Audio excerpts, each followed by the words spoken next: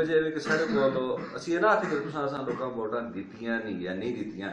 लेकिन अल्लाह पाक जिस बंदे तुसां लोगों की वजह अल्लाह पाक ने असां मुश्ताक खाना मामी इज्जत दी है ते असी समझे कि असां पूरी मेरा सिर सारा वोटां दित्तियां। मेरे ते नजरिया जरा मैं ये ना आखता हूँ कि जिसने मैं स्प्रे शुरू की थी पूरी सारा मेरे थी ना ही इस घर हो इस घर ना हो इस बंदे में वोट दी इस घर ना हो वो कम मैं नहीं किया। जिस चीज़ का मीडिया भी गुआवे डॉक्टर काइस साहब मेरे नाल तकरीबन 5 महल्लों च मेरे नाल ही है। ये जो काम जो तुम पानी वाला काम है ये तो तकरीबन इच्छियां बीमारियां ही हैं। उसी वजह है कि बीमारी इस तरह है कि आफत मंजूर साहब का घर तो मेरा दफ्तर उत्थे भी तकरीबन पहलियां तकरीबन 2 बाल्टियां जड़ियां वो चंगी जी मली आती गई जिसकी शिकायत असा उसले काजी सजाद साहब STO हरिपुर के नाल मुश्ताक खान सफीर खान साहब नाल ही है चाचा भी है काजी यूसुफ साहब भी है तो उस शिकायत की तो उन्हें अरली ये गल की कि यार ये चीज़ां तुसीं बोतलों पा के आने तो जबरदस्त शिकायत है तो इत्थे भी बारे जल्दी काम करने हैं वो जल्दी काम करने में होता है कि साढ़े को अजकल कुछ ये बनी दी खासकर में सरसल है कि तुसा देखा उसी कि सोके भी गलियां पक्कियां होंदियां पियां। वजह क्या है कि क्यों पक्कियां होंदियां पियां फंड संड असल साढ़ा दूआ बजट गुजरा है इस सारा मेरे का पिछला जो बजट है साढ़े को तकरीबन 53 लाख का है असा 4 लाख मिला है 4 लाख इस तरह है किस तरह मिला है जिस तुसा देखा उसी फाटक तो कह के असा उत्ते बाबू खुर्शीद साढ़े जनरल कौंसल उसने करे तक सारा कचरा चलाया है ये तकरीबन 40-45 हज़ार रुपये का खर्चा है जो मुश्ताक खान ने अपने जदे चो कोई जिस दिता है कुछ मैं दे के असा बाद गवर्नमेंट बैंक चाह देता है लेकिन वक्ती तौर पर ट्रालियां सड़ना तो उधार नहीं करता ट्रैक्टर का तो उधार नहीं करता या शह वाला सड़ना उधार नहीं करता ना वो तो आते यार मां पेमेंट चाहिए मैं डीजल पाने लेकिन मसला है कि बन गया कि साढ़े को तहसील भी PTI दी है तो डिस्ट्रिक्ट भी PTI दी है असी 2 बंदे जो बैठते हैं मुस्लिम लीग नून के ग्रुप में ताल्लुक रखते हैं साढ़ा उसी वजह है कि असा फिर ज़ाहिर है जिसले बंदा ज़ाहिर कमा ते आंदा सामने आंदा है फिर असी नाल टुरने जिससे मेरा पिंड जमार रोड तुम देखो मला मस्जिद दलाल पुराना एक रौला भी चलता है जी 100 kV का ट्रांसफार्मर है जिससे तकरीबन असी कोई नहीं तो 10 गलियां आने मसलन 400 या 580 मीटर लगे दा भरा मेरा निका इस चीज़ का गुआ भी है जो हर 3 दिन बाद कोड वैदा है उसका रीजन ये निकला है कि मैं जिसले बाबर खान असा सपोर्ट की थी कौमी असम्बली बाबर खान मेरे घर आया इनवाइट होया तो साढ़े को 2 मसाइल हैं जिन्हें लोग असी इग्नोर करते रहने जिन्हें असी कदे तवज्जो देंदे भी ना जिसका वाकया परसों कल मेरा ख्याल है तो अजो भाइये नाल जिहड़ा फोत होया सरसाला कब्रिस्तान कबर किसी नहीं करन दित्ती उन्हें पार कश्मीर कॉलोनी में जुल के उत्थे उन्हें दफनाया गया ये गल हुई 2 चीज़ां आगे मैं उस बंदे अगर रखी हुई मैं मां जी 2 चीज़ां चाहिए ने एक तो कब्रिस्तान से जगह चाहिए दूआ बिजली के प्रॉब्लम सरसरा बहुत ज्यादा ये 2 चीज़ां मैं चाहिए उस बंदे मैं गल की मसैल तो मैं तो हूँ आना पे इससे पहले जी गल आई मैं पहले जरूर है मैं भी जिस मान ग्रुप नाल है सारी गल आई कॉलोनी उन्होंने बेची 15-16 साल उन्होंने टिकने लेकिन उन्हें असा इस चीज़ तवज्जो नहीं दी कि साढ़े असं कोई मैंबर हैं ना और कोई नुमाइंदे शुमाइंदे हैं ना और कोई साकल लेकिन वक्ती तौर पर जी सड़ तक पहुँच होती गल कर सकने हैं लेकिन साड़ी गल जी होंगी वो अगे तक नहीं जुड़ती कि घरों पैंदी दूई घरों निकल पैंदी जिसले साढ़े तुसा लोग असा तो एतबार किया 80 लोग जिसले आए उस बंदे में सारे को पहले 100 kV का ट्रांसफार्मर 10 खंबे ना 4 कोर केबल पेंट जमार रोड से दी जिसकी बकायदा अखबार भी आते रहते सर्वे भी इन्हें किया मैं ना मीडिया खास करके नाल बुलाते रहना उस भी ऐसा मैं हूँ ये फायदा होया कि 6 महीने हो गए ना मल्ला मस्जिद का ट्रांसफार्मर तक फ्यूज उड़े बस उस है कि 200 कार ले गए बाकी कल मैं उसका एक काम किया कि कल 3 फेस भी कर सकती है मैं 4थी तार भी कल उसे पवा सकती है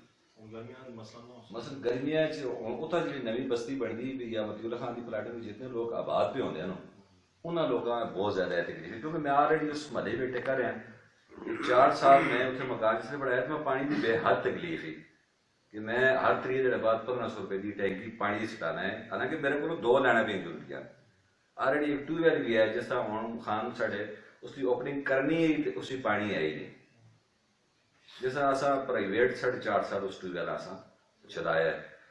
वो जी तकलीफ तुसा कोल है, ये तकलीफ साढ़े कोल भी है। लेकिन उसकी वजह क्या होती है कि सारा भी दो नाजुम गुजरे हैं। साढ़ा बड़ा भरा फारज़ैद खान भी गुजरा है, वजह मेरा क्लास वाले वो भी गुजरा है, लेकिन तवज्जो नहीं दी गई। तवज्जो दी गई है रोडों पार पार, बोर देते गए, रोडों पार देते गए, ट्रांसफार्मर देते गए तो रोडों पार देते गए, भर्ती हुआ है कोई तो रोडों पार हुआ है। ये सारे बुजुर्ग तुसी इस चीज गवाह हो कि मां को बंदा दस सके यार रोडों रार वाक्य तो ना ऐसी आए थे जितने लोग भी हैं। असा हम तक इस चीज तो महरूम रहा गया। क्यों रहा गया? उसकी वजह है कि साड़ी नुमाइंदगी नहीं है। हालांकि वजह सब साढ़े रोडों आ रही है ना, साढ़ा उड़ा रही है, लेकिन मैं कोई काम एक ही साबित करके दस सके कि जेडे असा है 2 साल मेरा सर साड़ी वेले नहीं की जैसा सबूत इसलिए मैं स्टेशन जो देख के मेरे रेलवे रोड जो देख के तुसा जिंदा सबूत तुसा आने पानी है कितना भी काम है। मेरा ख्याल 70-80 हज़ार रुपये टोटल साढ़ा नहीं लगा तो तुसा 10 साल का मसला एक गंद बीमारियां जी खत्म हो गया। जो भी अगर असा गवर्नमेंट ना भी दे मेरा और मुश्ताक खान का प्रोग्राम है कि जेब विच ला सा पैसे